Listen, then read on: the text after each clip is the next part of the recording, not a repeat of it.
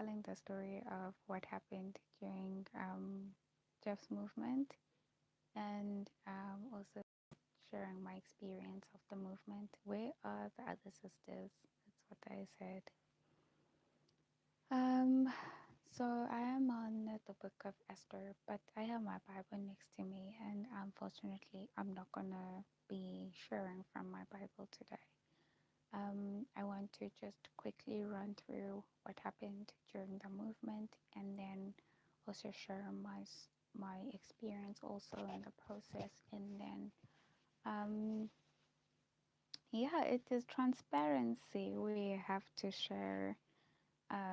People are wondering probably, where is Sister Zamasa? Where is Sister Mamela? Where is Sister Cindy?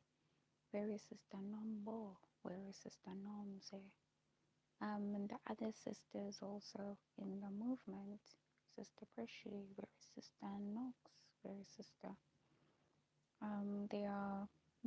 There were many sisters in the movement.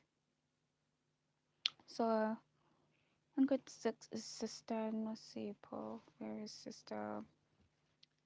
So um, where are the others? I am talking about the sisters I was in a group with at Wusu. And I don't know the other sisters very well. Sister Slu was also a part of us. I don't know where the other sisters are very well, but I think they also went with the work movement. So when we entered at Wusu, I entered into the movement in 2015, and I entered through Brother Mkolisi. Brother Mkolisi was like, he was a friend, and then from being a friend to being a brother in the movement, he taught me the reformatory lines, and I'd already seen the reformatory lines from the seven, the time, times, and half a time. So time, times, and half a time is prophecy that is taught by Bible scholars in Adventism.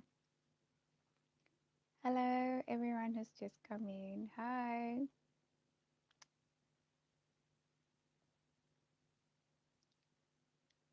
Hello, guys. I'm telling the story of how it was, what happened, and where are the other sisters I was with in Jeff's movement. I'm good, thanks. How are you doing?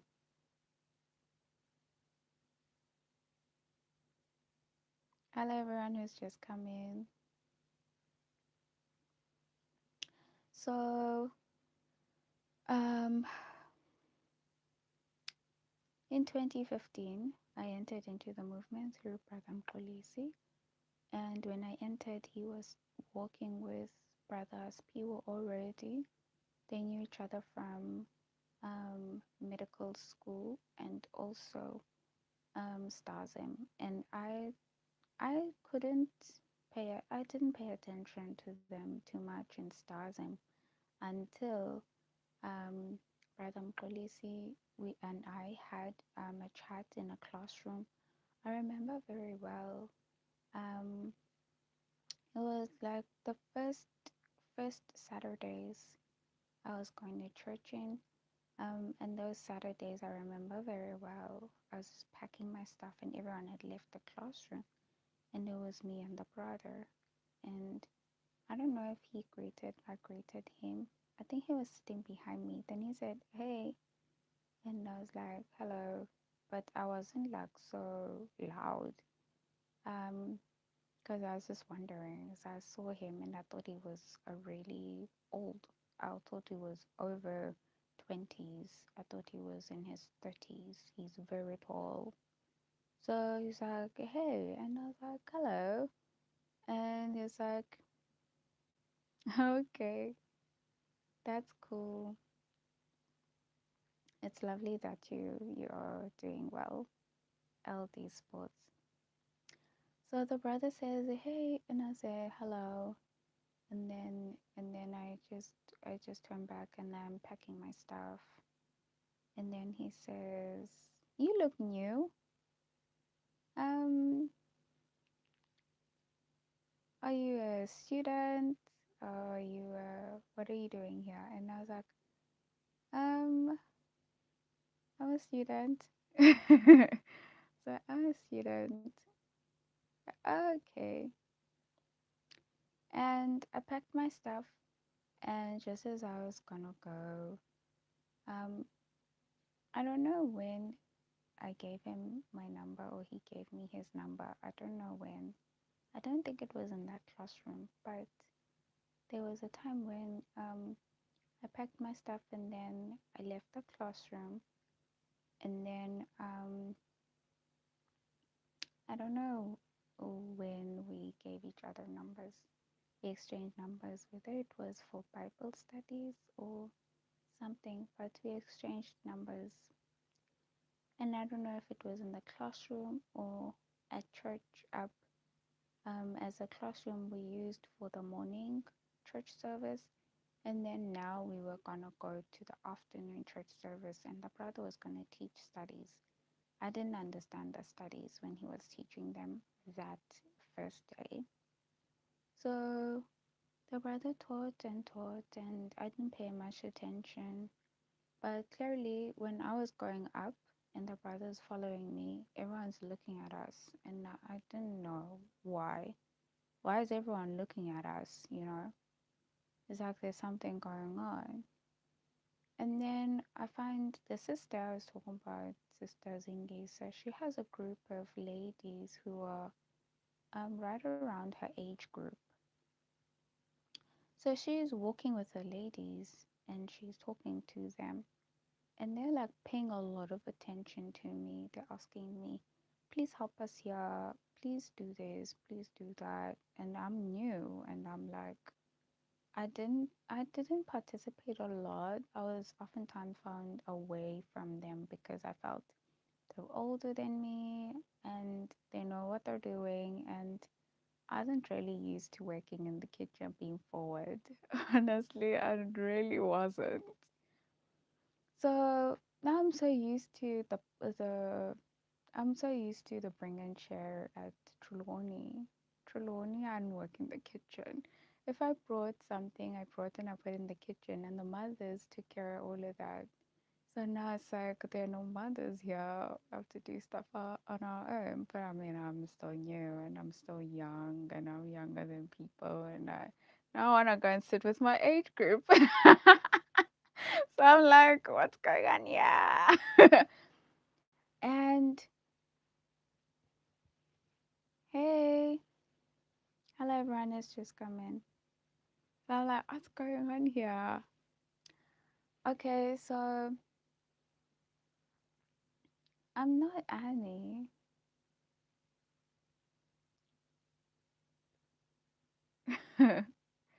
Okay, anyway, so I'm like, what's going on here? But I'm not really like, I just feel strange. Like, I don't know you, but like, why are you like, you asking me stuff? First day. But also, I was new into living alone, so I was like, yeah, guys. I quickly got a friend, and my friend, she was like so cool. We would sit at the back together, we laughed, and this is in Stasium. We would like, and my favorite singer, um,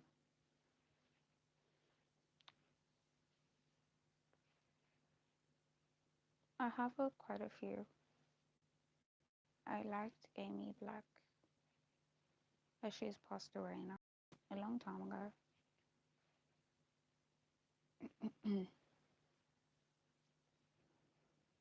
She has a very, um, very, very beautiful voice. She smoked to achieve that, but I felt her efforts into getting that voice. Very pretty though. She has a nice voice, I thought. It's almost like a voice of a person who is tenor, but then they start singing soprano. Very beautiful. So, guys, then I go and sit with people my age, and I just enjoy life.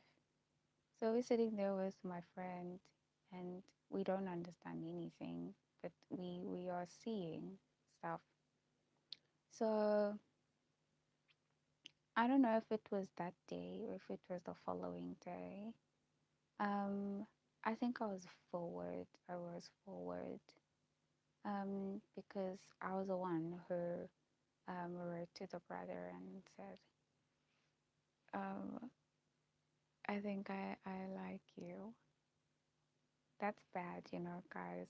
Apparently, I feel guilty for that, but I don't know what the brother was saying, and then I just because we exchanged numbers, and then he just like talked, and I was like, I really like this guy, and then he says, um, I'll meet you in the afternoon or something. Come in the parking lot in the afternoon or something like that. So I go to the parking lot and I'm like, what's going on? We've been talking for some time, and I'm like, actually, I really like this guy. And then he says, I must go to the parking lot. So I go to the parking lot, and I didn't know he had a car. And it turned out he did have a car. He was borrowed by his mother. So Brother Mkolisi and I, that's how it hit. It hit like that, very simply. And then the brother was like, are you hungry?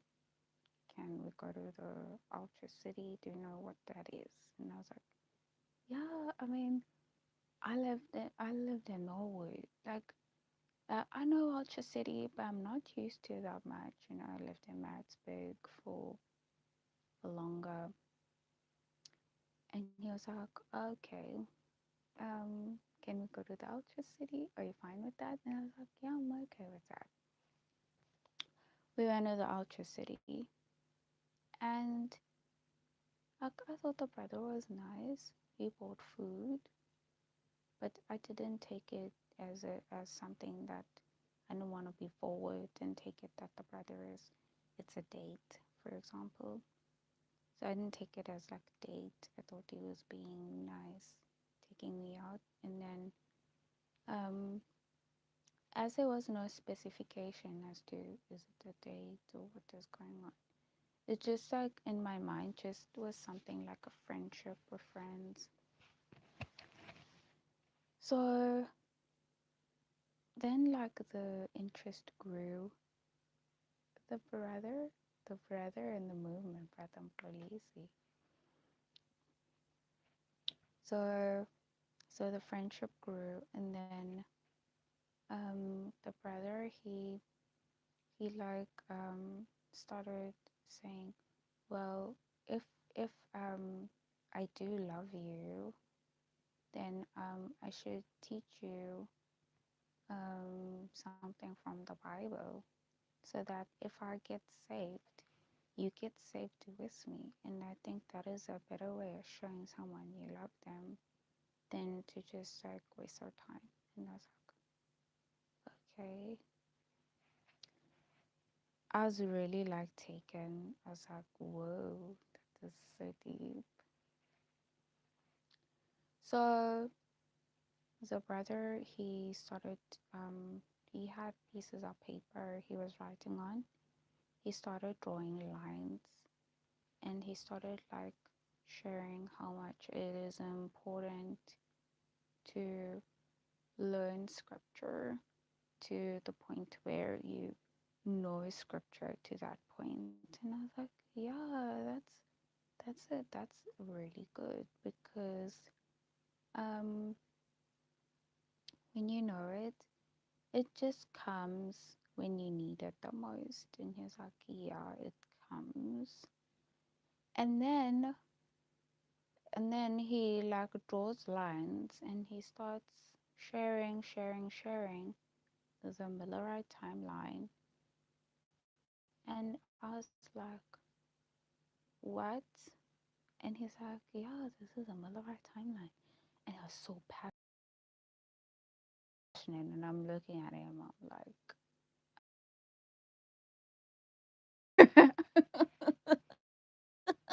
like, I was like,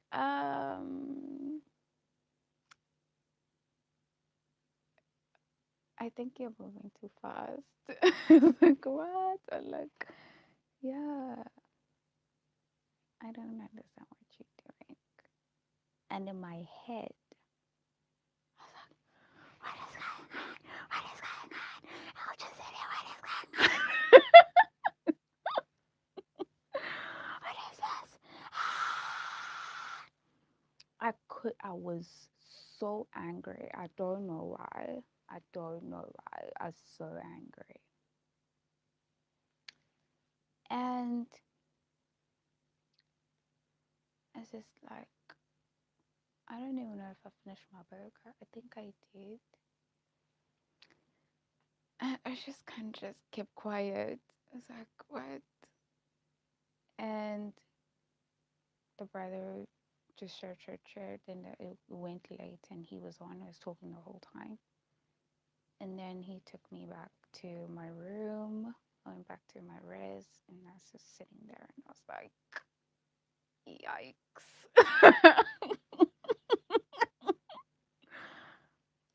I shared like I have giggles, but I was just sitting there, I'm like, that's a whole new level of the Bible. So I don't know what just happened. And you can imagine, guys, because like I really love prophecy, and I've been reading the Bible at Trelawney, but to the point where you know the lines with the Millerites and who are the Millerites, it was crazy for me. But now it's not, obviously. Back then, I'm telling you my experience. Back then it was. I'm talking about a brother I met in the interest movement. The first time I entered, the brother actually taught me the reformatory lines. And he was so patient. Every day, it's just, are you free? Are you busy studying? I'm studying now. I'm studying now. I'm not free. Let's just sit there and be like, I don't think I'll understand this. And those days when I'm not free, it just so happened he'd have studies, and those studies would be like in classrooms, and I'd go there and I would lift up my hands sometimes, and I'll be like, what did you say that was? And he would say, oh, this is a symbol of this, and this is a symbol of that. And I'll be like, oh, but isn't this, and isn't that that? And then he'd be like explaining everything. Oh my goodness, I'll be so angry. I go back to my room. What's going on? I'll be so angry. I'm like, what's going on? What's going on? Yo, I didn't like it. I didn't. And then um, we get back to church again. And then like I listen to the studies, and sometimes I don't even go to his studies now. And the brother kept saying, um,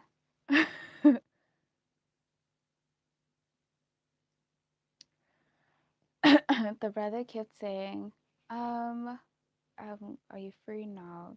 Um, I'd like, I'd like to, for us to like drive out and stuff. It's got to, I was thinking of the outer city or anywhere else you'd like to go, stuff. And I'd be like, yeah, I'm free, we can go. And then I prayed. I prayed to God and I was like, Lord, I know I don't really like these messages, but like if you can help me to not see this brother any other way because he looks like a nice person.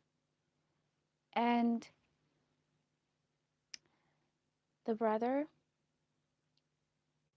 he becomes patient and patient, patient and patient. He, little by little, he starts sharing this, he starts sharing that. And then he picked up Zechariah 4. And Zechariah 4 has those olive trees and revelations. He matched them. And these are things that I could recognize. Oh, Holy Spirit. And, and it's just like, I just calm down. Calm down. Just calm down. Calm down now. He's talking about stuff we know. Just calm down. Ouch. I feel like a sharp pain on my side. He's talking about something we know. Down. And I started to listen. That's where I started to listen. Oh, it's a sharp pain on the side of my stomach. Um, and the brother Mxolisi spoke and spoke and spoke, and now I was listening because it's something that I recognize, and I'm like, yeah, that's true. Everything is true here. In the others, I don't know. And you know what? It's just too so much, so much. How am I ever gonna know it? And and then so he takes me back to res and then kind of break and stuff. We breathe, I kind of breathe and I breathe. I go outside and I'm standing there in the dark and I'm like, I wanna scream. I wanna scream. I wanna run out like what I did in Maritzburg. I mean, like, scream, on a scream. But just the calmness and the coolness of the night seemed to comfort me.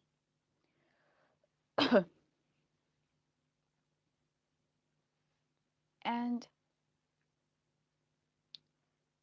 and yeah, that is my experience when it started in Zechariah 4. Then the brother came with Zechariah 4 again. And then came with the study that was in addition to Zechariah 4. And I was like, oh, yeah, I see that now from there, and I see that from there. It makes a lot of sense why this and this is like that. Because Ellen White says this and the Bible says that. So, yeah, I understand it's true. Excuse me. And then I started reading my own studies now. I started reading my own studies, started moving on, and I think I just grew. Maybe I don't want to say quickly, but I started understanding things a little bit from my own perspective, and it seemed to help me. And from there, the brother was now confident to then ask me to share Ezra 7:9, and that's what he did. He asked me to share Ezra 7:9, and when he asked me to share Ezra 7:9, um, brethren started coming in. They started coming in, and when the brethren started coming in, the sisters and the brothers, I became very nervous now. I became nervous because I was going to share Ezra 7:9 at this upcoming camp, and there were these new people coming in the our little Bible studies, and now it's growing. It's becoming Bible studies that are gonna um, be very, very big, because the people who came in at the same time was almost like 11 plus men and women hungry to study the Bible the same way I was, in the same way Brother Mkolisi was. Um, it was amazing. So, yeah, they come in, and at first, from that perspective, it's like, oh, wonderful, new people in the movement. After that, it's like this work that happens now with the 2014. It's like, no, in 2014, this happened, that happened. And after the camp meeting, um, I think this started right around the camp meeting. I don't know what was going on with the brethren that we were with as a group that just came in. But I don't think they really were comfortable with my relationship with Brother Mkolisi. They seemed to suspect it was cold, um, and they seemed to suspect that we're not really doing what lovers are expected to do because we were not intimate. We were we spent a lot of time studying the Bible, and it then became almost like a way to um, almost wash each other's feet in a way. So, because of the lack of intimacy, they felt that we were cold, and the coldness of the relationship was something that made them feel that um, it wasn't something that they approved of, that they liked. After the camp meeting, it was right around June, July, and now we're on holiday. After the holidays, come back, and now it's school again. I still had the mental problems with the Bible um, interpretations, but it wasn't so much as before, especially um, with the confidence that comes from seeing other people from somewhere else also here. It's like, but if there are other people that understand this, and I understood it a little bit, just entering, even when I was teaching Ezra 7:9, I understood it a little bit. So it's like, and I see other people, and it just gave me a little bit of confidence to say, well, what I see is is is true, and to have other people also see it gave me a lot of confidence to be patient with myself. So I was not no longer dependent on Brother Mkolisi now. This is July of 2015. I'm going to the Pioneers, study for myself what I want to know. And so Brother Mkolisi doesn't get all of these questions that come from doctrinal issues, because I'm going to Pioneers, go and ask these pioneers by reading their books, what is this and what is that? And then Brother Mkolisi started to discover that I'm reading a lot. I'm reading a lot. And he started saying and encouraging that we share individual studies as a group. Um, and we started sharing individual studies. Um, that was how I became a prophecy student in the School of Prophets by Jeff Pippinger. It was so sweet and so simple, straight to the point. What happened now, guys? So, Brother Mxolisi, he says he's gonna leave medicine, and he dropped out. He dropped out of medicine midway 2015, and that's our first year. And when he dropped out, I was so angry. I was so angry.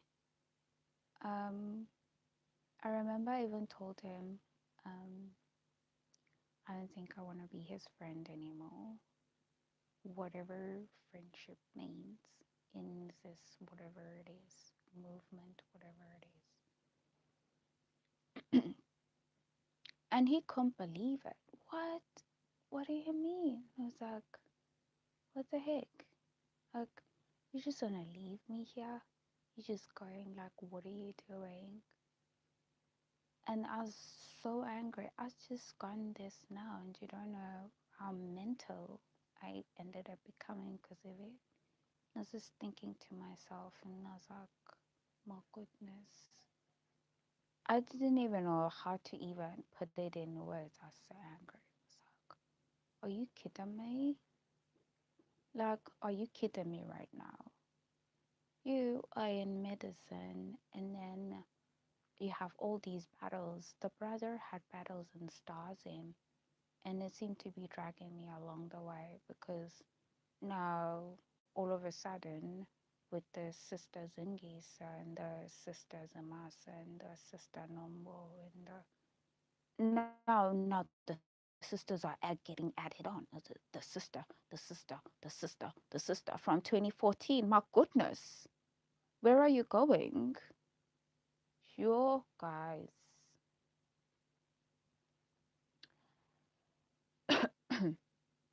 I was so mental after that. I was losing my mind.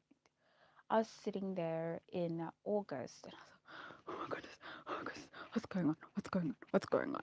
And I don't know whether it was the messages or the provider, the, the spasm, or nah, I don't know. I want to go home. I want to go home. Like, Daddy, come fetch me.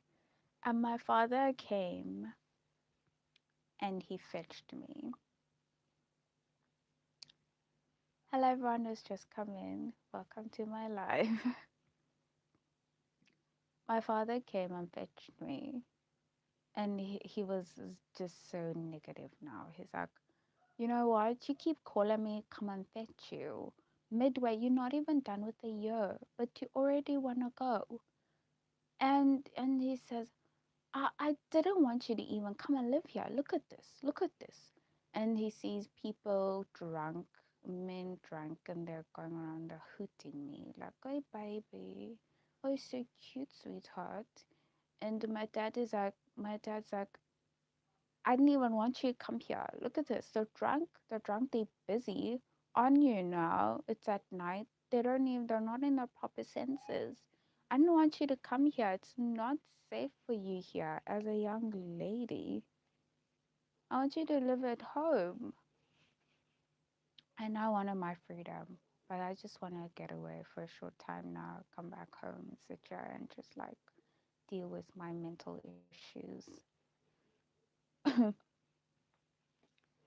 Oh my goodness, my sides. Ouch. And come back and deal with my mental issues because my goodness, are you kidding me? Excuse me.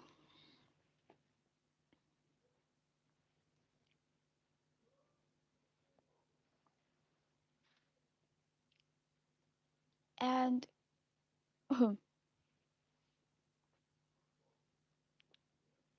Now, this seems to be killing our worship group. I don't know who was the binder in our worship group. I think it was Brothers Peewell. Brothers Peewell would start coming and talking to me, and he would keep coming, and Brother Mkolisi was still here living around Umtata, around Walter Sisulu, even though he was not at school. So he would also keep coming, binding the group together.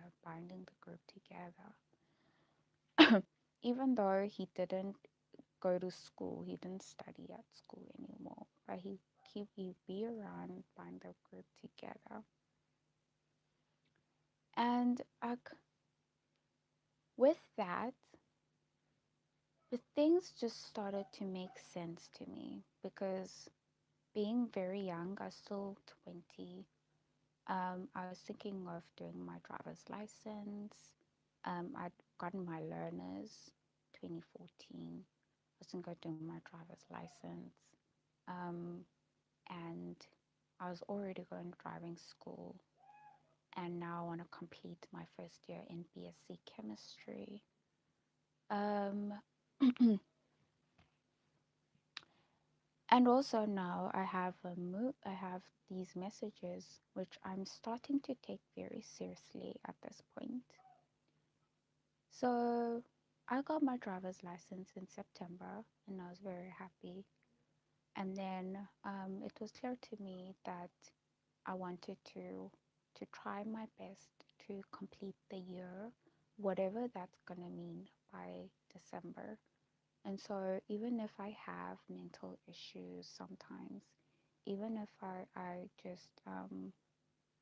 just kind of heat up at times and my body gets very agitated, um, I must calm down and just try my best to complete the year, get my driver's license, and whatever it is that I understand from the Bible, as far as I can go, that's where I go. So this time, it is right around October. Um, the sisters are seeing what's going on, and one of the sisters calls Brother Mkolisi to talk to him. Um, the sister, she's older than me by a year, Sister Zamasa. She's older than me by a year, and she says, Brother Mkolisi cannot talk to you. And Brother Mkolisi goes. And as Brother Mkolisi narrates to me, he says, when they were talking, she said, I am young. And he sees that I am young. So it's almost like she was asking for his intentions in being close to me. As it seems, he wants to be close to me, but the intentions are not coming out right. And then she says, um, I am not treating her properly. I don't talk to her very well. She sometimes feels I have something against her that I don't talk to her about. Um, and so it just seems our relationship is not very good. My relationship with her is not very good. And this is still 2015, right around October. The year hasn't ended yet. So Badam Kolisi tries and comes to me and wonders, have I booked for my driver's license? Um, and now there's this issue also with the sisters Amasa. So he tells me the issue, and I'm so shocked. I don't know this sister. I don't know you. Like, I don't know you very well. That is the problem. the year hasn't ended, just met you this year. And I was so shocked. Now I don't know how to tell Brother Mkolisi because I don't know him well either. So ours is working now. The year hasn't ended. My goodness. Guys, it was so bad. It was so bad. The brother told me and he said, well, I think you need to just apologize just to make peace. And guys, I really don't like apologies that come out for no reason. Like, you just apologize for no reason. What have you done? Because the sister goes in private to talk to the brother like she's a parent. She's not married. I could have been an accuser to accuse her and say she's trying to be close to the brother using me, you know. But Sister Zamasa was convinced that's the right pathway to do these things. So now I'm like so confused. What am I apologizing for?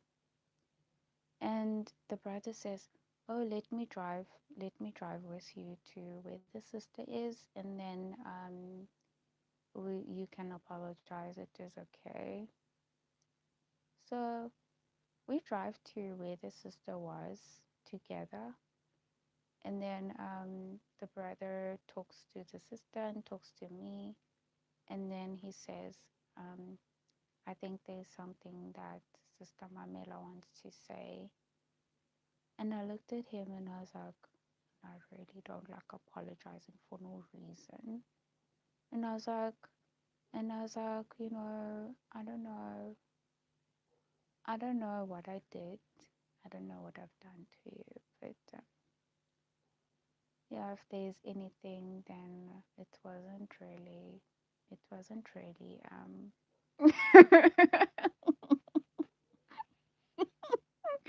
I don't know why I'm laughing, but I told her it wasn't intentional. That is an apology, of course.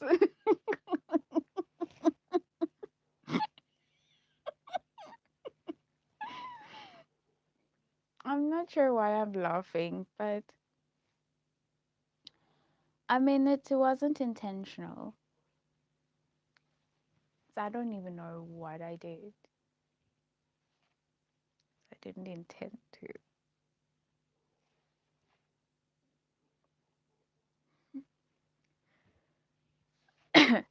But Sister Zamasa, she really was happy that I'm coming forward and I don't know if I'm apologizing. I don't know what is going on. But oh my goodness, my side hurts. So and now it seems everything's okay. Because now things are set straight, it seems. I thought, okay, so the brother drives me back to my res, and he just is just so I don't know. I'm not saying amazing, but I don't know what is going on with me, and I'm just like saying amazing the whole time. But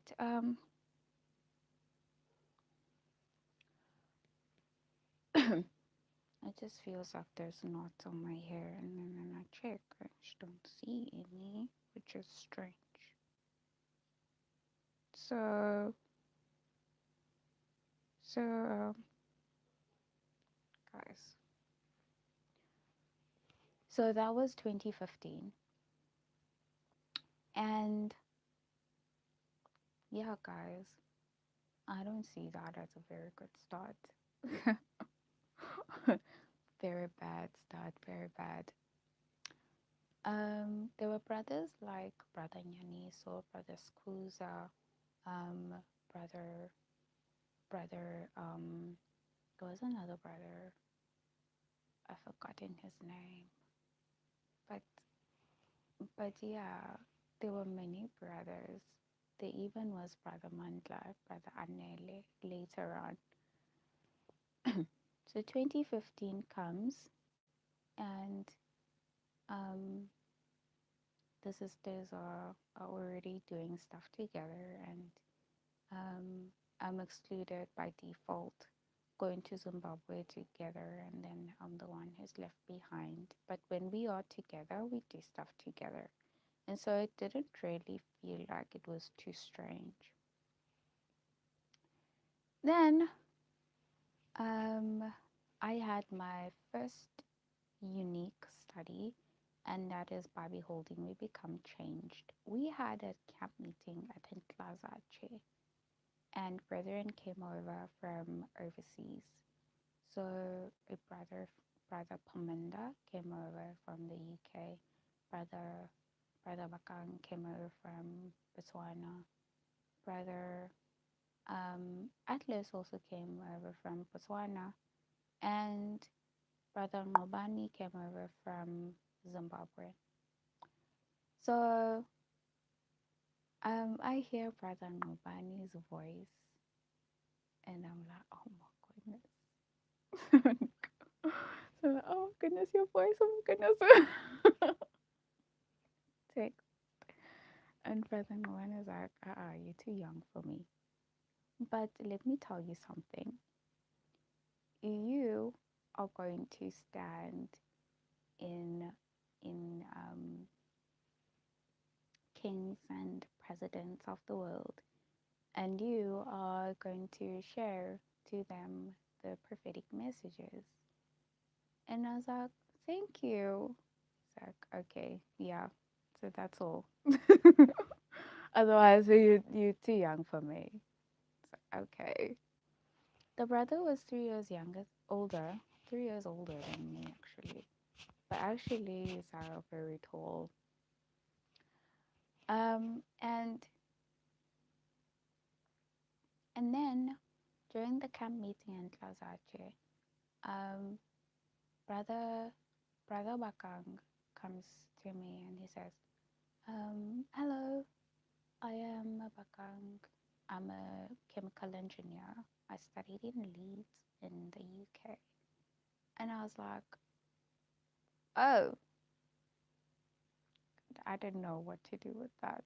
So, oh, and I just kind of paused. I just thought, and then I went in my room, and I came out of my room, and I was like, and I met I don't know who I met in the kitchen, and I was like, please can you call Brother Bakang? And I don't know why I wanted to call him, but like I was like wondering why did he tell me that? But guys, in my head in 2015, I don't think I was really like I don't think I was in a stable relationship with anyone. So Lazache comes after Brother Mkolisi and I are just um but we were talking with Brother Mkolisi, but I felt Brother Mkolisi is leaving Wusu, so and all of these things, so I wasn't really so close to him and Lazache. um so now I don't know. I think everything was just opportunity, because November I was like, oh, Brother Ngubani, and then it's like Brother Bakang, brother, so many brothers. Wow, all these brothers. But I never established anything with any of these brothers. It was like all these brothers. 2016 um comes, and so I'm not paying attention to brothers. And Brother Mkolisi is there. He's still our brother and leader of the prophetic studies we're having. And at this time, Brother Mkolisi and I are not going to Ultra City go and eat. And the time that we're organized, um, Brother Anele and I are not spending time talking about anything. So there is no established relationship I had with any of these brothers in the movement. But Brother Mkolisa was very patient. He kept talking to me, trying to include me at times. Sister Mamela, what do you think? Sister Mamela, what about this? Sister Mamela. And my mind seemed to be wondering. Um, 2016, I also got attacked by dogs. Um, and I also had um, nightmares. That year was also the year I got my studies by Beholding Me Become Change, which were my unique studies. Um, and I think that year was the year I also became deputy chairperson of the Eastern Sentinels movement that we were starting. So, besides that, the sisters were very supportive, and one brother, Brothers Piwo, left the movement 2016. So when we were organizing, he was not in the movement with us. He'd already left. And so he was not a part of organization, and he was not a part of By Beholding We Become Changed. He was not a part of Trump Trump's election in the presidential office of America.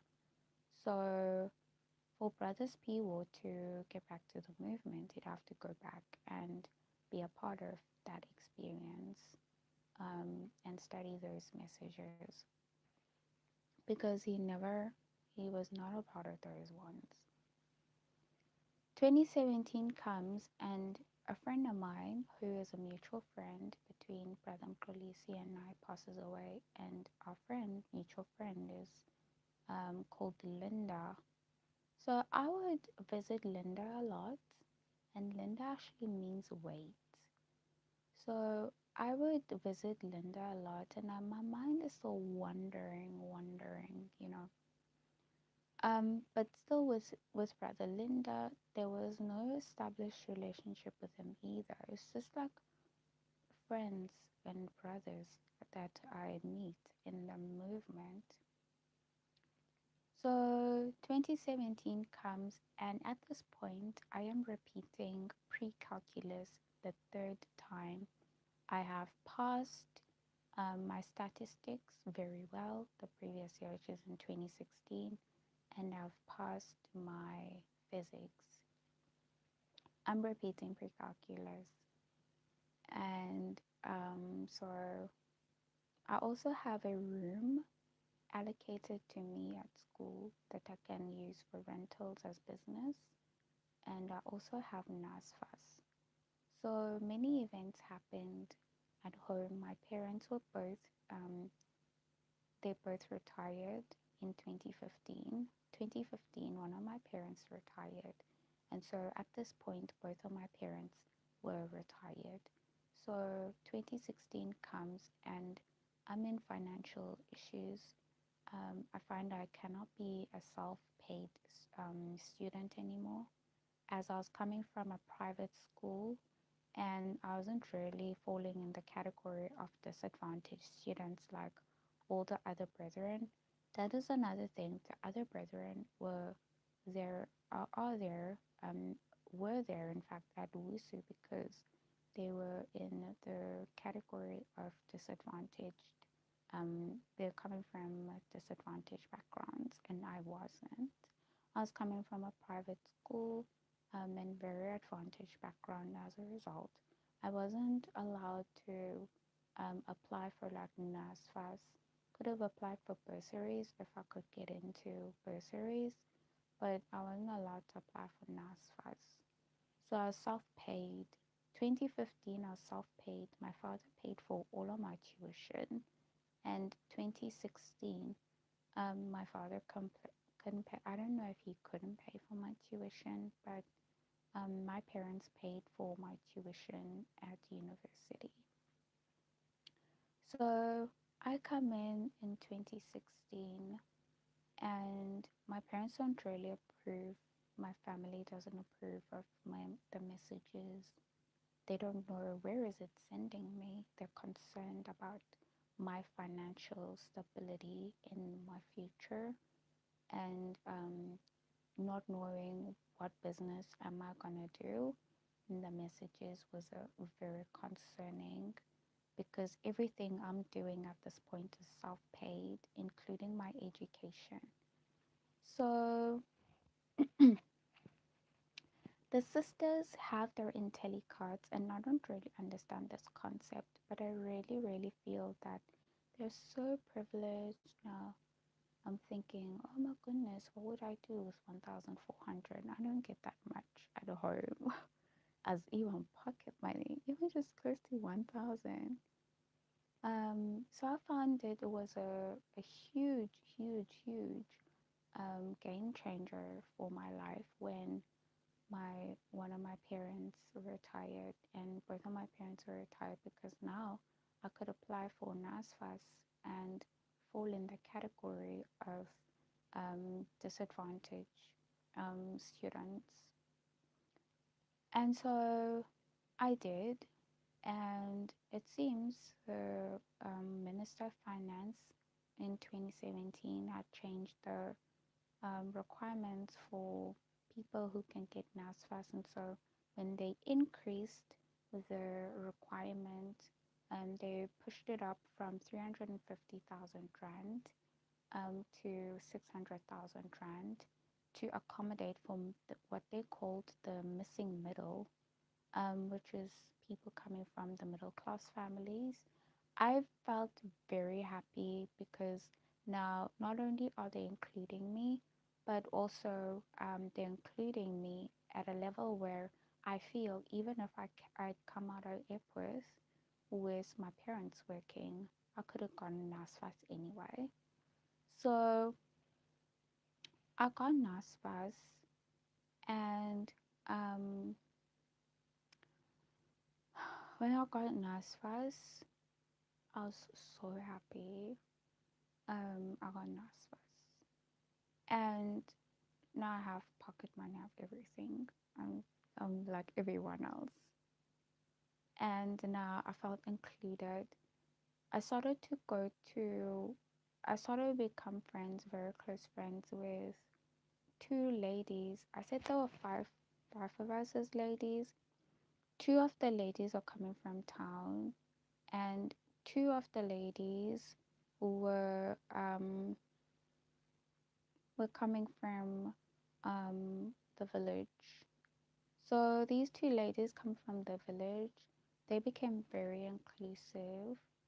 I started to go to them. Before, they're very reserved and quiet, but when I got NASFAS in 2017, they not only became like, as they were very lovely to me, but they were a little bit reserved, but they became very open 2017, and I felt very included.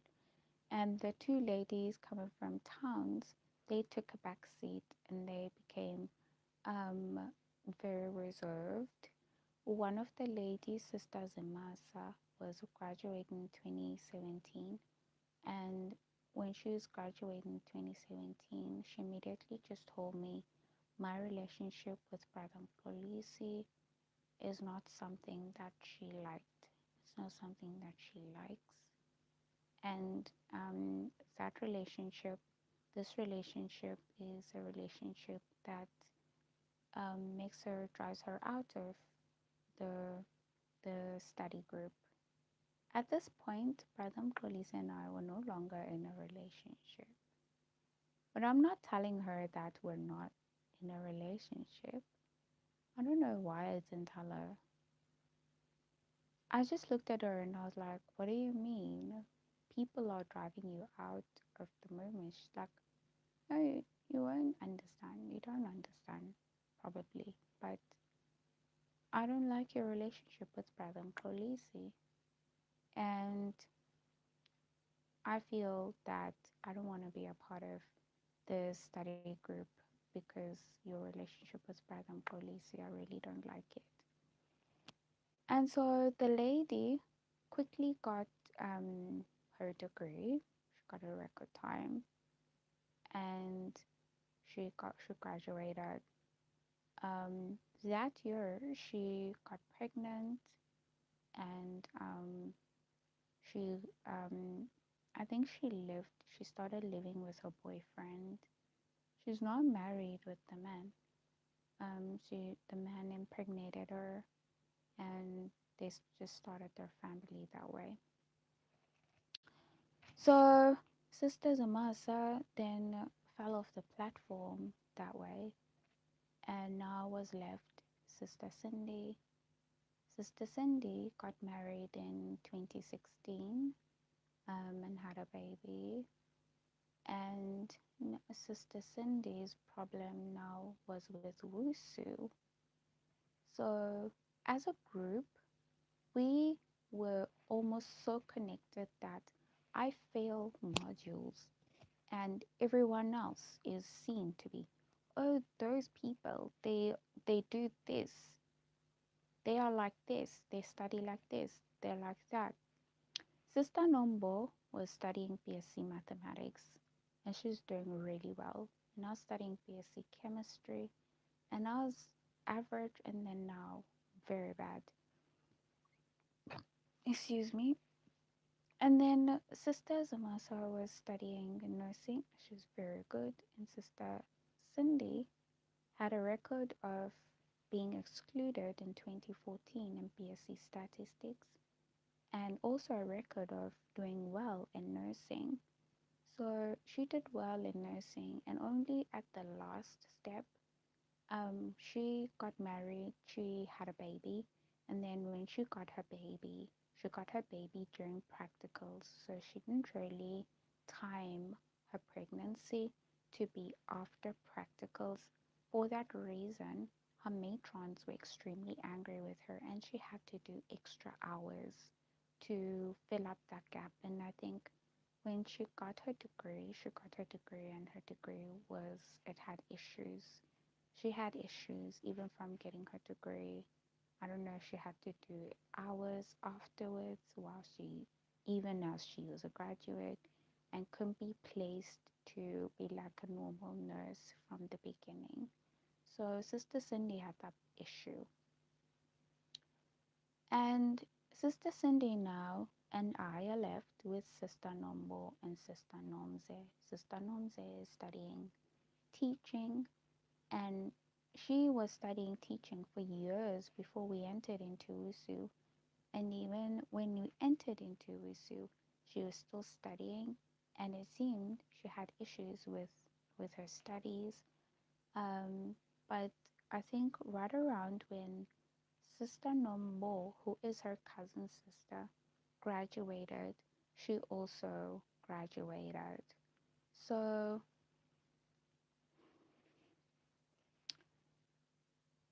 I left and dropped out in 2018, and I passed two modules. They also excluded me because two modules out of 10 is not satisfactory progress in BSc especially, but just generally at WUSU. So they excluded me for a year to 3 years, I think. And after a year to 3 years, I should have gone back, but I didn't. I didn't even know I was excluded. I just woke up and went to school. I remember very well, I got supplementaries for my modules, and I'd already passed my physics for both semesters in second year, and I got supplementaries that I didn't write. I remember I was going to go and write my exam, and I was in the study center, and I just looked at the gate. That was an exit gate at that time. So it's like you go in, but you go out more often. It was an exit gate. I looked at that gate, and I just wondered what life would be like out of school. I just wondered what would life be like if I literally put it together with just the messages. And I was just thinking to myself of the work that I'm doing and thinking to myself, when they strike so much, one day they're going to take me and burn me up as a person who's a believer. And so much of those thoughts were in my mind that I thought, why am I sitting here if I feel I'm in danger? When I'm having horror dreams all the time, why am I sitting here? So there was a lot of that in the air when we were studying from 2015 to 2018. The whole, are they gonna burn us up now because we believe it's gonna be persecution like this at school for us because everyone else gone to country living and we're stuck here. So I just looked at the gate and then I stood up. My friends looked at me and they asked me to keep their bags.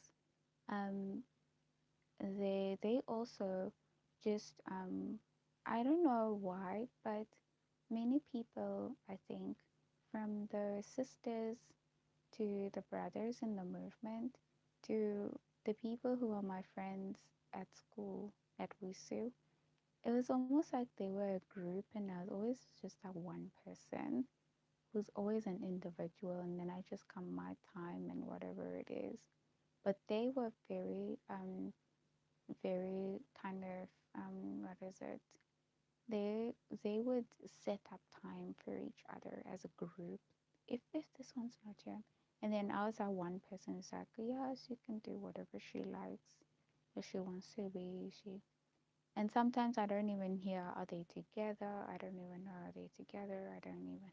And I didn't spend a lot of time in the study center. That's another thing. So um, they stood up, they left their bags there, and they said they're going to the garage, go and buy themselves refreshments. They were there the whole night, and I only came in the morning. I just looked at my knowledge and I thought, am I prepared? I want to do this. I want to go. And I was like, yeah, let me go because maybe I'm not prepared enough. And even if I'm prepared, why am I doing this? Why am I coming here to school to do this and then get to the exam and fail and then no, I'm not gonna finish on time. Now they're gonna burn me up. No, because of what I believe. And then no, this is happening. No, that's happening. And I just stood up and left. So now in the taxi home, I'm praying to the Lord. I'm saying, Lord, if this is your will, then provide a way for me to go to Maritzburg because I want to go to Maritzburg now and come put life together or just breathe and think and all of that. So I come home and right on time, I just entered and sat on the bed. My mother knocks on the door and she lived in Maritzburg. So that's 4 hours away. It's a 4 hour drive away. She lives in Maritzburg and she comes here and she was going to visit my grandmother who's about an hour away from Tata, but 3 hours away from Maritzburg. So when she was there, she thought she passed by here also. So right on time, she just sat down and was looking at my stuff to pack them. She knocks at the door and she says, and she calls my name. She calls my brother's name, and I quickly go and open. I'm like, oh my goodness, what a perfect opportunity. Let me go. So she doesn't know what's going on. I'm opening the boot. I'm taking everything. I'm taking everything.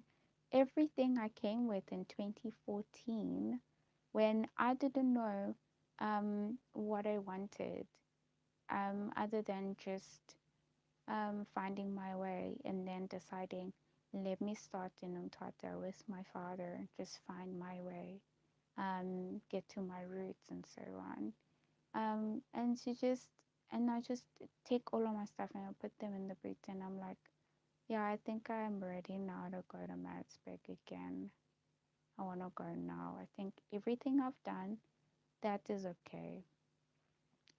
So I go to Maritzburg and I get to Maritzburg in 2019 and I haven't completed my degree at WISU. I just have a driver's license and a few modules that I've done at WISU. And I'm sitting there in Maritzburg and I'm thinking, what am I going to do? I was also studying at UNISA, so studying at two institutions at the same time. A degree I started in 2016. So when I was in Maritzburg now, I'm thinking of all these modules that I want to register for UNISA and maybe focus a little bit more on UNISA. So I register these modules and I drive my siblings to school, to and from school, and drive myself to school and back also. Um, and then my friend calls me from church, and there's a huge commotion at church. Excuse me. There's a huge commotion at church.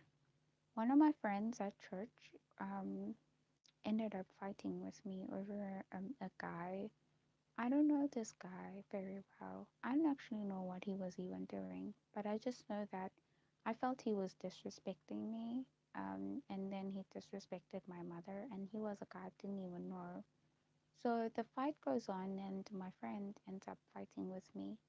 Um, and she gets married to this guy very quickly, as she says, I shouldn't be fighting too much with this guy who I don't even know because it turns out he's not such a bad guy.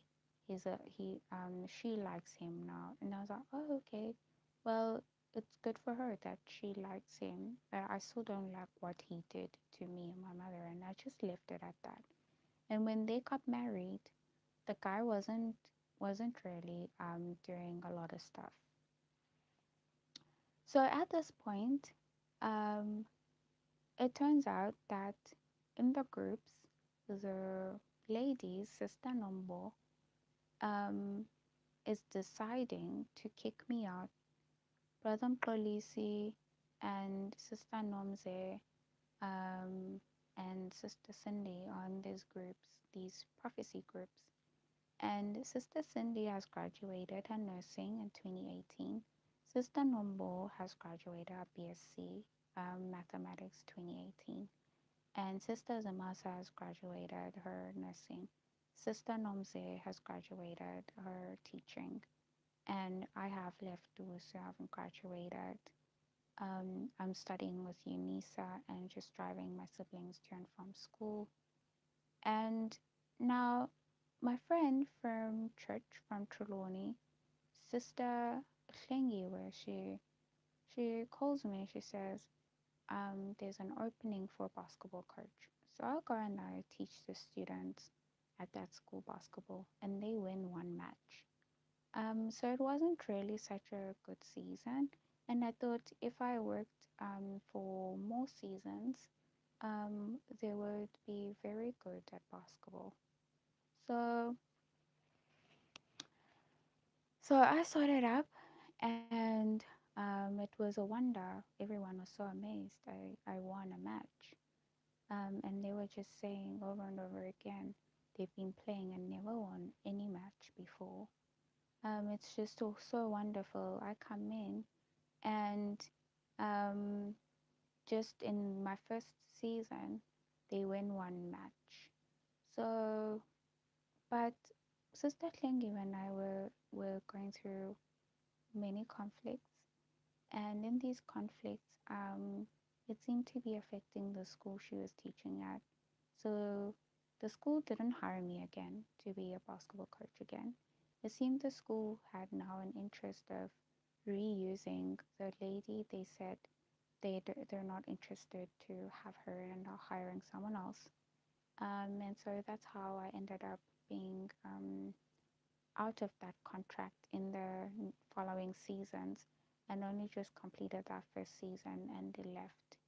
So the previous basketball coach took it up from where I took it, and maybe they started winning more matches now since they already had a little bit of a boost from my work. Um, so now fighting is Sister Hlingiwe, and then it seems Sister Hlingiwe and I are separated now, and she's married, and then everything subsides, and COVID now starts. It's 2019, and it's not so serious, but COVID starts, and it's not so serious. Though there are lockdowns from time to time. Now, Sister Nombo, Sister Cindy, and Brother Mkolisa on this group, our Bible study group, and they kicked me out of that group. Many people start moving into these groups that we're in from the our prophecy um, studies, and they start kicking me out. They kick me out. They kick Brother Bakang out. They kick all of these people. And at this time, Brother Bakang and I have been talking. So 2018, Brother Bakang started to draw closer to each other, but it wasn't really established. He was just sharing a lot of his experience, but he wasn't really someone who was interested in anything like how I felt maybe Brother Mkolisi would have been, or maybe was, which I don't know. But I assume that maybe he was. Brother Bakang wasn't. There was a time he even said something like, what I am good for is, what a man sees in me good for is um, just having babies or just using me for bed. And that is an insult. But I mean, he's just said that so lightly, like he's just talking to a girl that he knows. So these conversations, just such conversations, are just conversations that go by. And I don't know if when Brother Mkolisi, because I didn't tell Brother Bakang that Brother Mkolisi and I were in a relationship, and I didn't tell Brother Mkolisi that I'm having more talks with Brother Bakang now, and I'm getting more attention from the brother. Um, so I was just thinking to myself, and so disgusted by this. How could he say this? And he says all that men see in me is just having sex with me and giving me babies. It's like they don't see marriage, a lifelong commitment, and family as something that is stable and decent. And so I was really offended by this, and I just said, I don't like what you just said, and I told him. And I think one thing that I can just say is that my honesty with the brothers, to just tell them when I didn't like stuff, um, it always stood, always just told them. So Brother Bakanga's also, he fell off the platform and he's gone back to Adventism. And people kept telling me that the reason why he's not giving me so much attention now, and he's fallen off the platform um, is probably because he doesn't believe in the messages anymore. So he doesn't feel the need to give me so much attention as he did before, and also he doesn't feel the need to be such a lovely person as he was during the times the movement wasn't shaky. As during the time that he left, and during the time he now stops giving me attention, is the time he was kicked out of the groups because um, he seemed to not believe in Parminder and Tessa's um, messages, and then coming to Jeff Pippinger's messages, he seemed to not want to believe Palmoni and the chronology and July 18th. So he quickly changed and he fell off the platform, entered back into Adventism.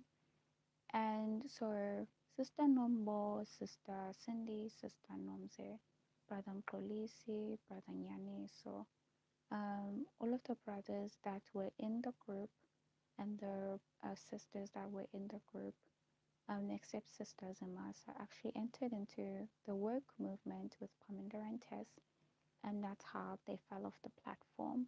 They started believing that they are feminists, and then started believing that they are LGBTQ plus. Um,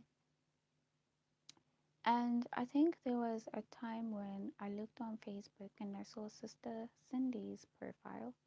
She has divorced on her profile, and I don't know if she's divorced with her husband, but there were many people who entered into the work movement and then they ended up getting divorced with their men.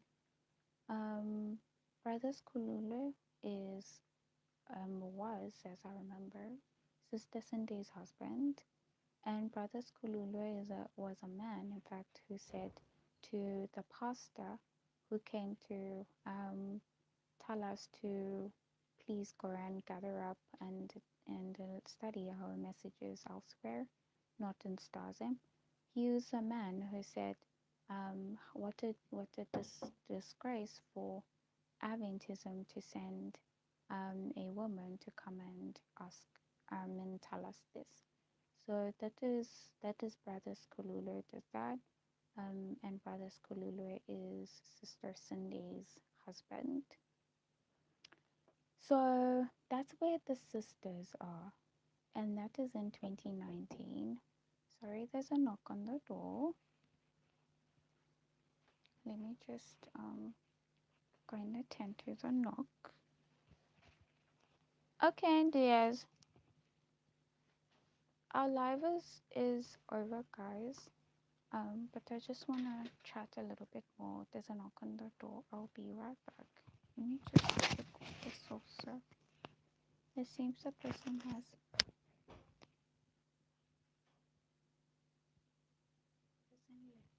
the door. Let me just check.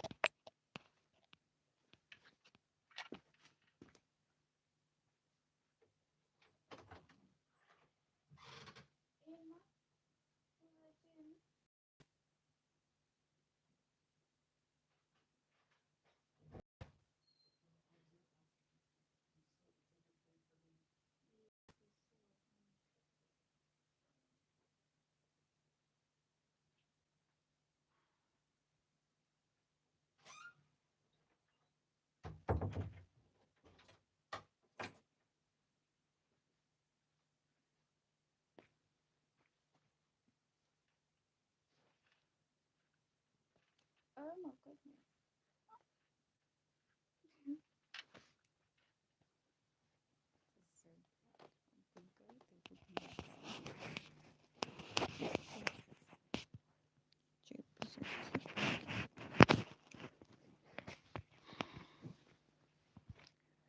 I'm back, guys. So now I'm studying at UNISA, and 2019 ends.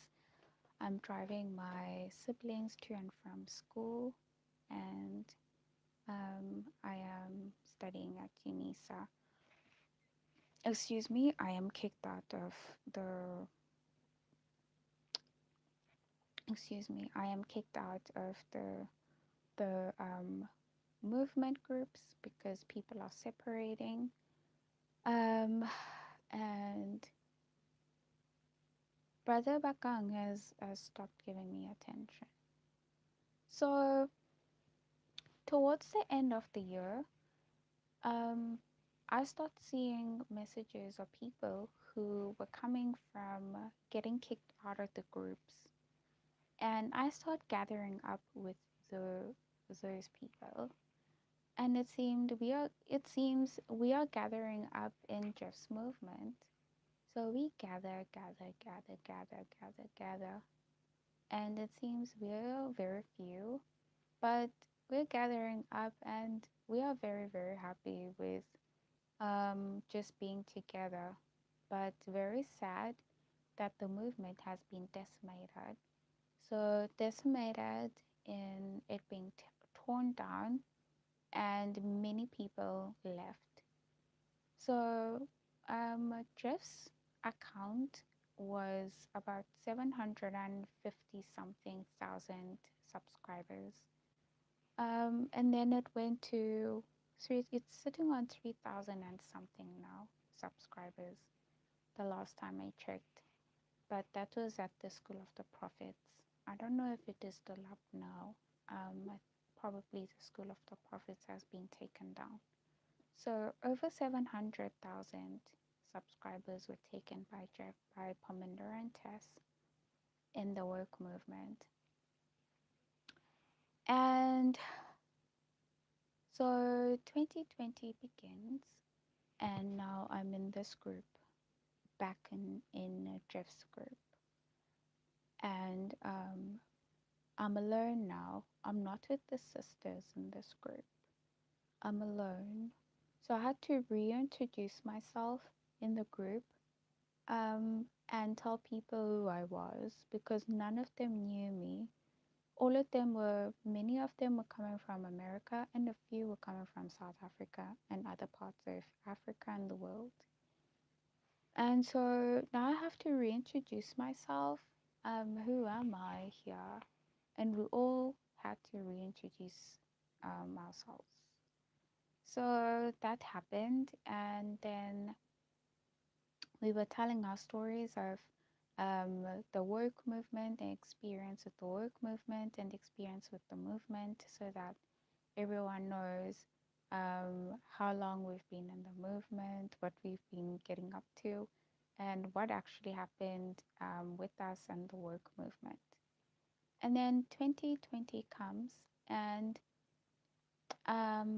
Clayton, who is Brother Clayton, who is Brother Jeff's son, he asked Brother Botman to invite me to the hotel. So I didn't take anything to it. I thought it's just an invitation. I'm being invited to go to the hotel. So I go, oh, okay, that's lovely. So I get to the hotel, and it seems Brother Clayton was probably expecting that, I don't know, hotels maybe. And then he found I'm not so hyped up about me going to the hotel, because when I was 9 years old, I lived in a hotel literally many, many months. Like, yeah. And now I just realized I really don't like hotels that much, because they don't have homemade food to that extent. I found in the hotel when I was 9 years old, I ate a lot of beef, but I don't know if I really liked my experience there. Maybe also because I was lonely. So he invites me to the hotel, and then I get there and I'm alone. I don't have my sisters, I'm alone. And he says stuff like, "Oh, America is not racist," and like trying to make small talk. So all of his small talk is small talk that I really didn't find. Um, I didn't understand. So unfortunately, Clayton and I don't start off well. He's talking about the racism of America. I'm not concerned, because I'm not a Democrat. He's talking about um, what else did he speak about? He's talking about COVID. I don't know, COVID. I'm not following up about COVID. So he's talking about COVID and China and all of this, and I don't know what he's talking about. And I'm just wondering, could they not have sent a brother who has experience with messages, so that he speaks about messages and we just go on and on about something, the prophetic message, to comfort us from all of this mess that's going on. There was nothing from the prophetic messages he shared about. He was just going around and on about all of these things that are in the world. I should know about them. I didn't know about them. And then Botman comes with his friend Peter, and Brother Clayton seems to be a brother who didn't really invite Brother Peter, but Brother Peter just invited himself, and there was room for that because it's a movement, maybe. So Brother Clayton has booked me a hotel room. I have my own room, and Brother Peter and Brother Butman are sharing a room. So I don't know if that was a problem to Brother Peter, but the special treatment coming from Brother Clayton that has no intentions behind it was very, very, um, it was very suspicious. And that suspicion is what Brother Peter hung on, because Brother Peter is constantly on my case. He started saying stuff like, I'm Satan, I want to rule, I want to do things my own way. I'm the one who's going around trying to be a leader.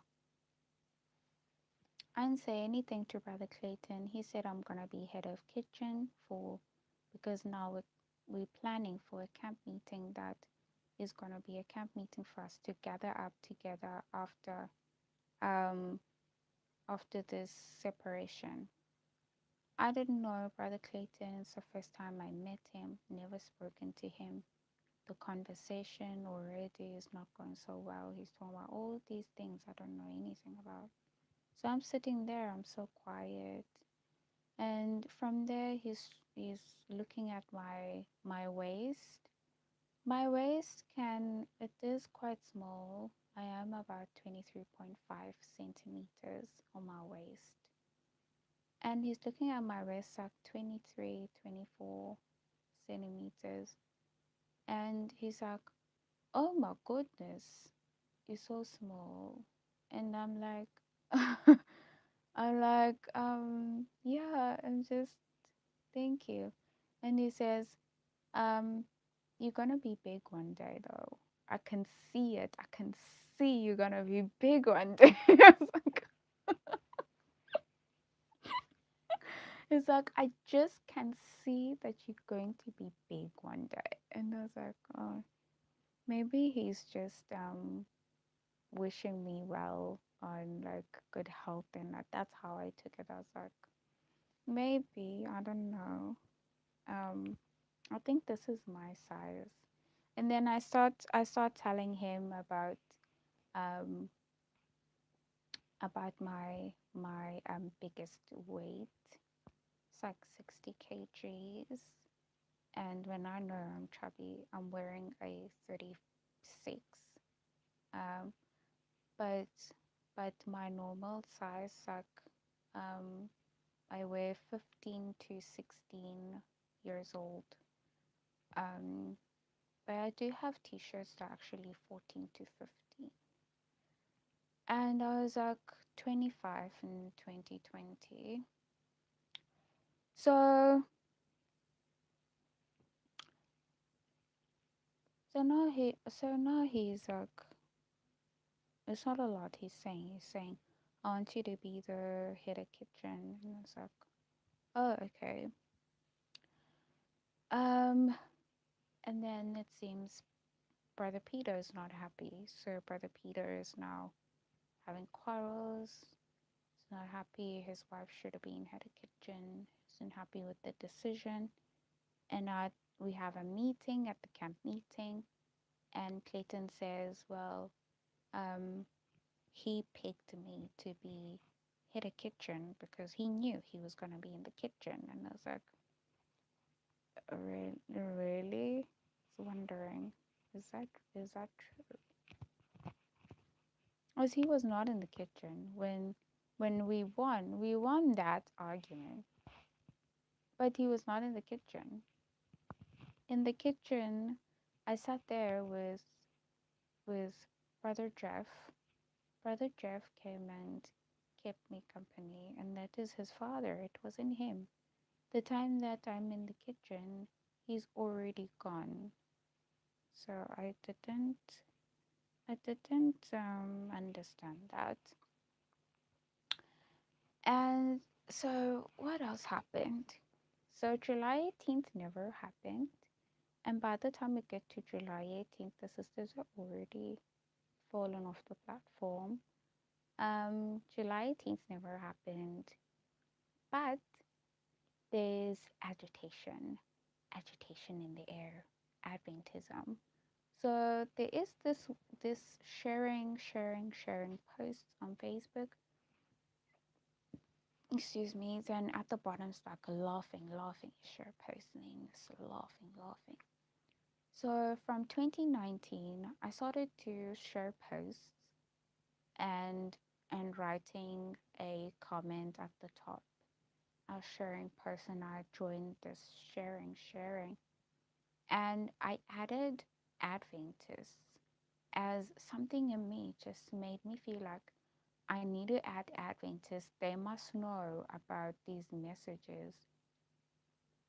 So I add Adventists and I share my works on my account, and people were just there. They just looked at my account. They saw they saw me sharing the posts that I felt were relevant to what I believe, and my comments at the top. And then they follow through. Then formed we I think formed here were people who it seemed we were in a competition. So it was Sister Isipo, who is a promoter of Pastor Nono, and it is Sister Atini, it is Sister Muntu Pupi, who is Yiva, Sister Yiva, and now it is Sister and me, Mamelas, and then there's Sister Zenande. So Sister Zenande comes with me to the camp meeting where she meets Clayton. The Sister Zenande now meets Clayton, and she is coming from Adventism. So she comes back from our camp meeting, and she knows my fights with Brother Peter. And Sister Isipo is already wondering what was going on at camp meeting. How do I look like? She's wondering, who am I? What do I look like? Because she doesn't know me. And now I find that there are five of us again, and other sisters. There was Sister Makazi with Black. There was Sister Aliza Tamiyapi. There was a sister, the twins from Mbenenge. There were there was all of the other ladies, Sister Sia, and the other brothers. The brothers also. There's brother Tom Nongula. There's brother Sante. There's who's brother Tom Nongula's best friend, and the other brothers also. So um, all of these events are now taking place. If you remember, I shared with you about Sisters in Giza during the times with Brother Nkolisi. So Sister Zingisa gets married to Brother Sante, and Brother Sante is Brother Tom's best friend. So I liked Brother Tom a lot, and then but he's very old. So I'm not going around. I really like him, and he says, "No, you're too young for me." And I'm like, "Okay." And then Brother Sante gets married to Sister Zingisa. So I come to one of Sister Zingisa's talks one time. I get invited. I get like a poster that invites me to go to see, and I go and I see. I don't have anything with Sister Zingisa. And I go and I see, and then I go and I see. She gets so shocked. She like, she kind of gets so shocked to see me in her Zoom meeting all the other sisters and brothers. So almost like she never expected to see me after we were kicked out of Stars um, and all of that drama with Brother Mkholisi, and now she's married and she has a ring on her finger. So it's also like she keeps doing stuff like this and putting her hand where her ring is showing. And I don't know if she's trying to say, oh, now I'm married, you know. I'm no longer in that fight for a man anymore. I'm married now, I'm settled. So don't worry about, oh, whatever it is. It's not, don't worry. Like, and I already knew she's married. So all of that happens right now. And I'm kicked out now by Clayton. And this is after the camp meeting. I'm kicked out by Clayton, and now I'm left with brother Tom Nonkulo, sister Isipo, and sister Tini, and sister Wintupopi, sister Eva, and sisters Anande, and all of these other people. And this is Adventism. So Jeff's movement now is gone. July 18th doesn't happen, and it seems to wipe out Jeff's movement. And I have my messages on 1st of August. I share with Sisters Ananda, and she looks at it and she doesn't understand what I'm saying. And I tell the Brethren and Just movement, as I still had their numbers from the groups, and none of them want to be a part of these messages now, as they feel that no, God wouldn't call someone from Africa to share messages, and they feel civil unrest is not something that is messages for this time, and wars and terrorism. And so they don't accept my messages, and I walk off with my messages, and just movement gets wiped out that way. They're gone. Um, People who are left now are people who are working as individuals in messages that they believe in. So I'm left with a memory of the people I knew were prominent in dress movement, and I take those people as a group of people to be dress movement. So I walk off, and then now those sisters that I had in 2015 are gone. Dress movement as a movement is gone, and I'm left as an individual. So I go and I get an invitation. Now it's COVID. I get an invitation to go and study at Harvard, introduction to, excuse me, computer science and the art of programming. So I go and I study that, excuse me, that certificate, and something in me just makes me feel like that certificate's very important. So I feel like those skills are very important. And I just feel like the least I can do, since the course is for free on edX, but it's actually $2,300 in person. I just felt like the least I can do is just to finish up that certificate, because um, it's a Harvard. I just felt like it's a Harvard. I couldn't afford it, and not that I could afford my education for UNISA and WUSU, but like, I don't know, something in me just pushed me to learn these skills. Also, I didn't know programming before, and it's not like it's not there in UNISA and WUSU, but where I got it was at Harvard. And when I got it at Harvard, I just felt like, let me just complete this course now. So I completed that course, and by the 8th of January of 2021, I was done with the course at Harvard. And The lovely thing about it was that I passed all my modules that I was doing at UNISA in 2020. So I was very happy with my success in education. I felt now I'm done with all of my nutrition, and now I'm done with all my microbiology, and now I'm done with all my pathology. I just want to finish up all these other things that are left behind. So I registered 4 modules. I think it's 2 or 4 modules in 2021. And now I'm done with the course I'm doing at Harvard.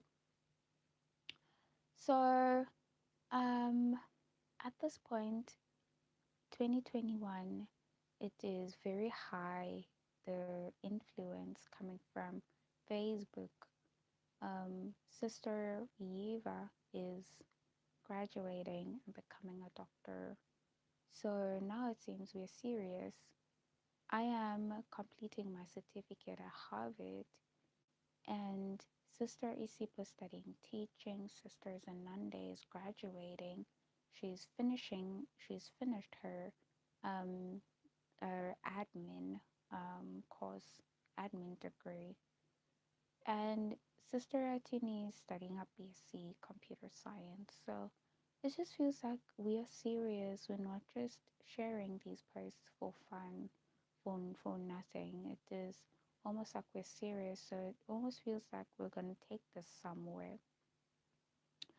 So with my messages, I start realizing I'm Queen of Famine for America. And at that time, I didn't say I'm Queen of Famine. I say, wait, hang on, I have my messages, and I think now I have entered into Queen Esther, Queen Victoria, Ellen White. So I started sharing that, and I was trying to think of a way to put these figures together to represent who I actually am. And 2021, I hadn't done that, but by 2023, I just started to think about it, and by the end of 2023, I'd already put these figures together, and I knew that I'm actually Queen of Famine for America. So 2021 came with, and from 2020, all of the fulfillment of my messages happened 2021 to 2023. Now, the sisters in Adventism are separating from me. They separated from me, and that way, there was a distinction between me and them. So I can assume that the sisters themselves were in their own race, maybe of 5 wise, 5 foolish, as I was also in my own race with the sisters in the prophetic messages. So as you can see, the sisters seem to have won Wusu with the degrees as they finish record time. And 2020 comes at the end of the year, and it's evident that the work here was the prophetic message. So it seems by the time that it is clear who is a wise and foolish virgin, and the world now beholds to see what type of messages are coming out of people who are in just movement, I turn out to be a wise virgin just by coming out with these prophetic messages with oil. So the sisters fell off the platform, and they are not recipients of that work. And not just the sisters, but all of the brethren, including Brother Mkolisi, who taught me um, the messages in 2015. So they had to go back, and they have to go back when they get back to Just Movement.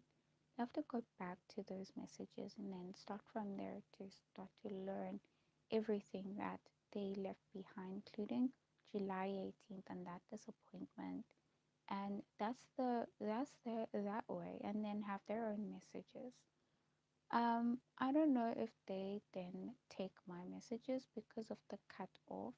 There is a cut off for the messages of the River Jordan and the messages for the latter rain. So that's where the sisters are. So I'm just thinking now that in this race, I entered into the race for Adventism now, and the sisters seem to have been racing also. And I got my certificate because Adventism seemed to be looking at academics and skills and talents. And I got my certificate from Harvard. Then Adventism just kind of walked off. They instead of collaborating with me, they walked off and separated from me. So it's almost as if they used that to also recognize where I am with my prophetic messages also. And so comes President Biden with everything that happened. And I really didn't like how it happened. But I think President Biden established and stood in that separation so that there is a distinct line that cuts off the River Jordan with the latter rain. So, yeah, that's where the other sisters are. That's where the other sisters are. Um, I was thinking the other day of the Little Rock being the airport that Jeff, um, the Arkansas airport where Jeff lives, and thinking of Maybach, which is my mountain. So it's almost like God saying, Little Rock, my mountain, and fill the whole earth with His glory. Because that sharing, something that really helped people to grow very quickly.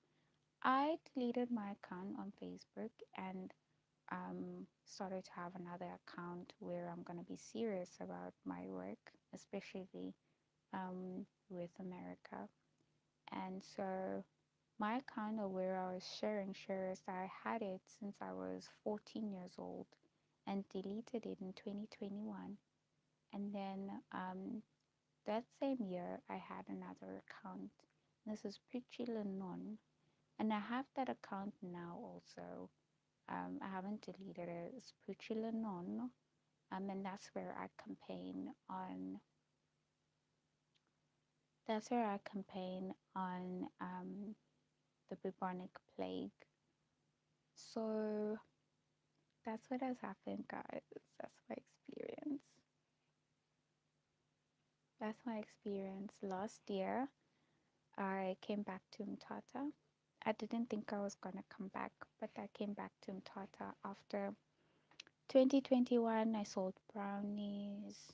I have my certificate from Harvard, and 2022 I went and I worked at Relish as a waitress. I wrote a book. I published my song called I See You, which is it's this first song you see as an intro video here in my channel. So I See You is published on and available on Spotify and Apple Music, and it's also available on where is it? On Amazon. So you can buy it on Amazon, you can buy it on Apple Music, or you can listen to it for free on Spotify. It's called I See You. So I published that song, and I self-published my book called Hot Dishes. If you're interested in the book, it's called Hot Dishes, and the author name I go by on Amazon is Mamela Zamasa. So I have that book. I sold, and two people bought that book, but they bought the ebook, and so I think it hasn't been so quick, but that's what I did. And 2023, I studied via MOOC. There's called a company called HackerX. I studied ethical hacking. I just became like really into programming. I don't know, just became really interesting. And then 2023, I just started now coming together with my work, Queen of Our Mind for America. So yeah, everything's coming together. If you can see the messages, they are very, very, I guess, very consistent, coming together with everything that I'm doing, and that's what happened 2023. So 2024, I started sharing a lot more. I moved from just terrorism, civil unrest, and wars, and also entered into the destruction of Jerusalem. I've been participating in the Israel-Gaza war. I've been participating in the Ukraine-Russia war on my Facebook account, being very vocal about that.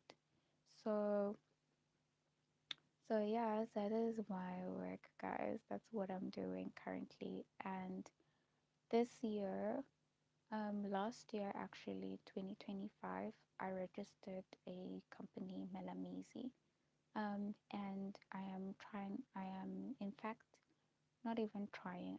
I'm actually working on the project Tasha Sing as a harlot. So everything I'm doing, even these lives, are under that banner, Tasha Sing as a harlot. Um, and so I'm working to grow my business. You're going to see my shop in the future, and I'm gonna post my shop here. And yeah, I really appreciate your support, guys. So this is something I'm gonna do long term, going live and sharing messages, sharing my experience, and sharing my shop. I have a shop on Ko-fi. I really enjoy crocheting, so I want to take that very far. I want to crochet a lot of items, especially wearables, and I also want to model. So I find I really enjoy writing too. So I can see I'm gonna probably write books in the future. And as I love music, I've been singing since I was 13 years old, solos at church in Trelawney. But since I turned my face against that work, that is something I'm not going to be doing at Trelawney. So now I'm singing under Tasha Singh as a harlot. In this business, Melamizi is a registered business. So I'm a small business owner now in Melamizi that is legally registered and this year has paid returns for the first time. So I'm SARS compliant.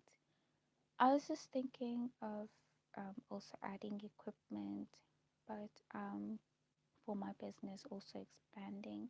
But I find I'm not BEE compliant. So there's only a few business funding that I can go to. So far, I'm going the long route and I'm literally going to grow my business from the ground up. Be consistent. I'm going to go live, be consistent, sell products. I was very happy with the products I made when I started out December last year. I made a pineapple hat with a bun hat, mug holders, and dog clothes. And a few relatives, a relative of mine came over from overseas. They work overseas and they came and they bought those items. Those are the first items I made. And I'm using those items to advertise my skills and my talents and also sell these items through that online.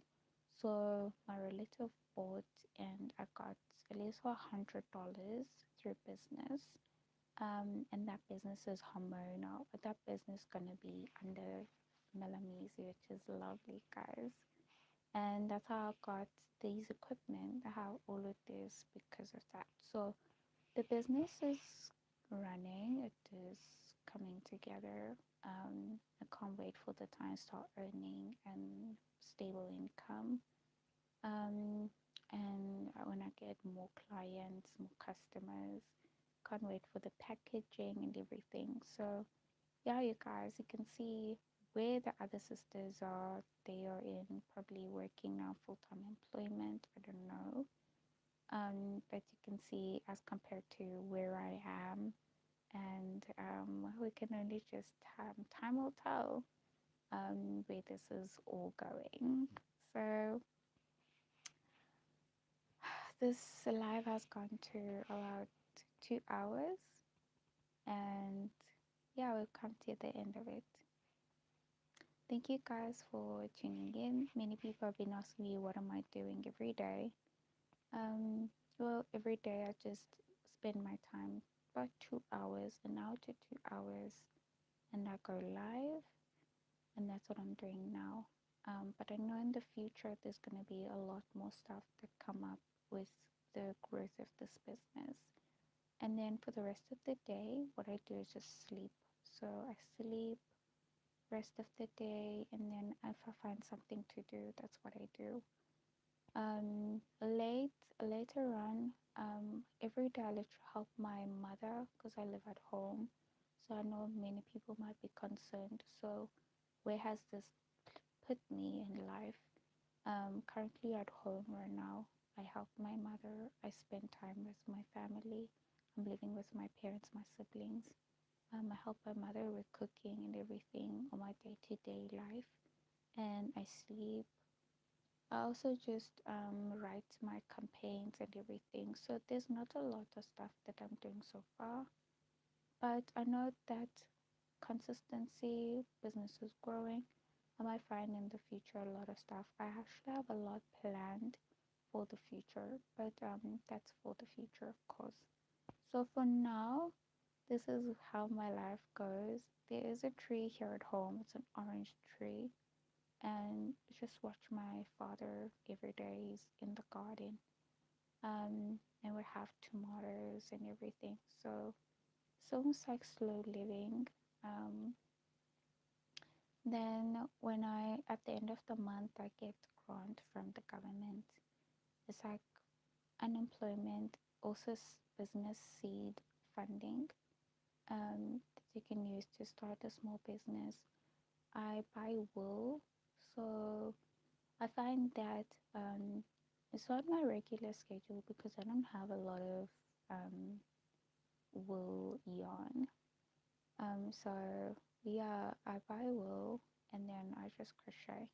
Currently now, because I am working on the bubonic plague blanket, wool's going towards that project. But excuse me, but generally I find that I always find something, some project I want to take care of, excuse me, and a skill I want to do to learn crochet art and become better at it. So that's what I do, guys, now. It's like slow living, but I guess it works for me. I really enjoy it. So find me here, guys. I'm gonna be going live every day. And now I've moved my attention from TikTok, and I'm going live. My attention's here on YouTube, so I find my lives are gonna be 20 by 20, 20 during the day, 20 at night, and so I'll just find a way to merge those together as a month only has 30 days. So yeah, that's what I'm thinking about. That's what I keep thinking about now. Keep thinking about the 20 by 20 I'm gonna start on. My lives are gonna increase as I'll I'm gonna start doing lives. As you guys see, I'm doing lives every day. But there's gonna be a week this month that where when I'm not gonna be doing lives because my classes have ended, but then at the end of that week, I might find, or beginning of the next week, I might find I buy more daughters and I start up on a month, maybe at the end of this month to the beginning of next month. I start up on the month on the 20 by 20, where I'll end up doing lives every single day and there's just no break. And I find that some lives I have to do 2 lives a day because of the 20 by 20 and a month has 30 days. And since starting at the end of the previous month, it ends towards the end of the next month. And then the lives, the daughters then for that month are gonna be starting on the end of that month, the following month, the month that has the daughters ending on. You get what I mean? So that means for me, the 20 by 20 means I'll have to use at least about 30, and then the remaining 10 I slot in the 30 to do a 20 by 20, and doing at least about 10 lives, with an extra live. So that's something I'm thinking about, and I think that's gonna help with just my presence online. I'm trying to grow my presence. So anyway, this is my I don't know if it is the um my thoughts, my interests as a small business owner, and I'm really happy to have you guys on my live. I've been thinking about this singing. I don't know when I'm gonna begin, but I know when I do begin, I will let you guys know about it. Um, there is a album I found called Quiet River. I'm thinking a little bit more along those lines. It is a time so sad, guys. Going over, just thinking about the people that I used to be with, and just realize I'm alone. So I can't live with that for the rest of my life. The experience of being with sisters in the movement and thinking they're gonna be my spiritual family, and then ending up alone the whole time. So yeah, the loneliness, of course, it is gonna have these sad songs here in the beginning. But as time goes on, then my journey is and my experience is gonna get a little bit more cheerful with more people added along the way. So I'm happy that you guys joined this journey, and I hope to see you in the next live that will be hopefully tomorrow. I also sit and wait. That's why I find it helps me to be consistent. I sit and I wait for the live at midnight. So midnight's very brutal, guys. But during the day, the day lives are just lovely. All the midnight ones like this one, and I sit and I have to, and I wait. So yeah, sometimes maybe I might come and I'm so drowsy. That's why. But anyway, I really enjoy spending time with you guys, talking to you and sharing my experience. I hope to see you in the next live. Goodbye.